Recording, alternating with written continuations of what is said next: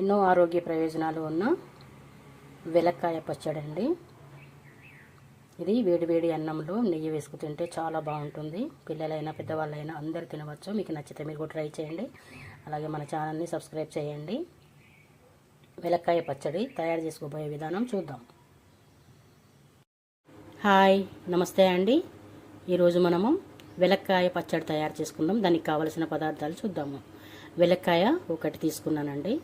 అలాగే పోపు గింజలు, జీలకర్ర, శనగపప్పు, ఆవాలు, మినపప్పు 1 టేబుల్ స్పూన్, జీలకర్ర, మెంతి పౌడర్ 1/2 టేబుల్ స్పూన్, పసుపు, కారం 2 టేబుల్ స్పూన్, 2 టేబుల్ స్పూన్ రా సాల్టు, కరివేపాకు, పచ్చిది జీలకర్ర, అలాగే పచ్చివి ఎల్లిపాయలు.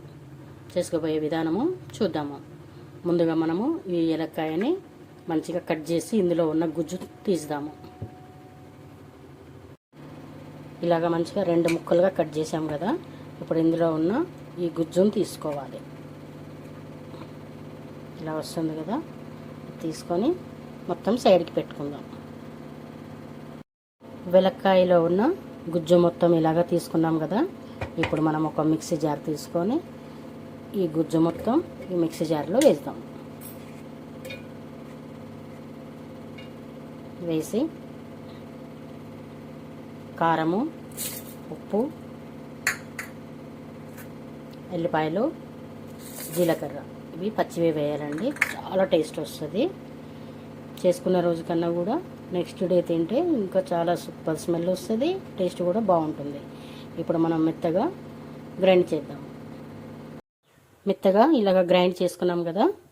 ఇప్పుడు మనము స్టవ్ ఆన్ చేసి ఒక పాన్ పెట్టి ఆయిల్ వేద్దాము.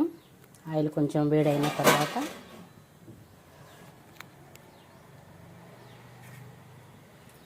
పోపు గింజలు వేద్దాం. జీలకర్ర, ఆవాలు, శనగపప్పు, మినప్పప్పు.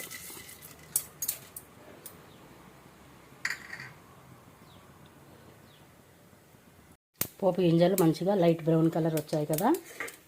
ఇప్పుడు కరివేపాకు కూడా వేస్తాం. కరివేపాకు కొంచెం చిట్పాటు అన్న తర్వాత స్టవ్ ఆఫ్ చేద్దాం. స్టవ్ ఆఫ్ చేసి జీలకర్ర, మేతి పౌడర్, పసుపు వేసి కొంచెం ఇలాగా కలిపెట్టినట్టు చేసి ఈ గ్రైండ్ చేసుకున్న వెలక్కాయ పచ్చడిని ఈ పోపులో వేసేద్దాం. వేసి మంచిగా కలిపెడదాం. ఇంతేనండి, మొత్తం కలిపెట్టుకున్నాం కదా.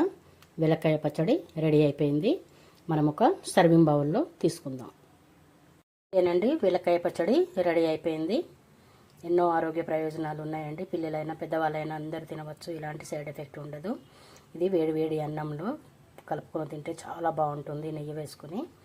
మీకు నచ్చితే మీరు కూడా ట్రై చేయండి. అలాగే మన ఛానల్ని సబ్స్క్రైబ్ చేయండి, లైక్ చేయండి, కామెంట్ బాక్స్లో కామెంట్స్ పెట్టండి. Thank you.